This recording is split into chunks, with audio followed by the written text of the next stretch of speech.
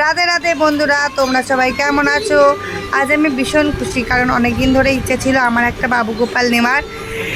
তাই জন্য আমি পৌঁছে গেছিলাম আজ অনেক দূর, আমার বাড়ি বেহালা। সেখান থেকে চলে গেছিলাম হাতিবাগান। ওই যে দেখছো বাবু গোপাল, ওইটা আমার বাবু গোপালের ফার্স্ট লুক ছিল। যাওয়ার সাথে সাথে ওখানে দেখলাম অনেক গোপাল, অনেক রাধারানীর মেলা আছে, কিন্তু আমি যেমন টাইপের নেব সেই বাবু গোপাল কিন্তু মাত্র একটাই ছিল। তো আমি 2-3 দিন ধরেই ঘুরেছি। এর আগেও একদিন শিয়ালদায় ঘুরেছি অনেক বাবু গোপাল নেওয়ার জন্য, কিন্তু আমার একটাও কোনো না কোনো খুদ থেকে গিয়েছে, নেওয়া হয়নি। যার জন্য আমি একটু চিন্তাতেও ছিলাম যে ঠিক মনের মতো হবে কি, নিতে পারবো কি। যাই হোক, ওইখানে ওই বাবু গোপাল ওই একটাই ছিল।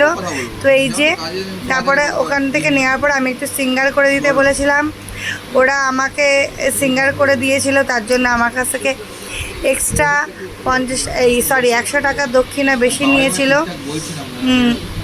এটা অন্য একটা বাবু গোপালের শৃঙ্গার হচ্ছে। তারপরে আমার বাবু গোপালকেও খুব সুন্দর করে ওখান থেকে শৃঙ্গার করিয়ে দিয়েছে।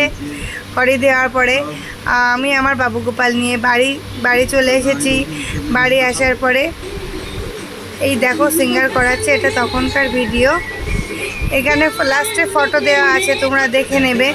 তো আমার এই বাবু গোপালকে কিন্তু শুধু গোপাল হিসাবে না, শ্যাম রায় এর নামটা দেওয়া হয়েছে, কারণ একে আমি গোপাল প্লাস রাধারানী দুই হিসাবেই প্রতিষ্ঠা করব। যার জন্য একে আমি রাধা অষ্টমীর দিনকেই প্রাণ প্রতিষ্ঠা করার খুব ইচ্ছা, কারণ যেই কৃষ্ণটাই সেই তো রাধা। একই আত্মা, দুটো আলাদা শরীর, কিন্তু তার মধ্যে দিয়েও কিন্তু আমরা রাধাকৃষ্ণতে অনেকবার দেখেছি যদি কৃষ্ণের পারছাই, মানে যদি সেটা তো রাধা, মানে যেই রাধা অ্যাকচুয়ালি সেই কৃষ্ণ। আমি হয়তো কতটা গুছিয়ে বলতে পারলাম না, কারণ শর্ট টাইম অনেক কিছু বলার থাকে, কিন্তু অত টাইম থাকে না যে গুছিয়ে বলার মতো।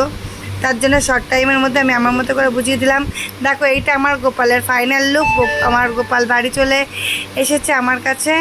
সবাই ভালো থেকো, সুস্থ থেকো। রাধে রাধে। কেমন হচ্ছে জানিও।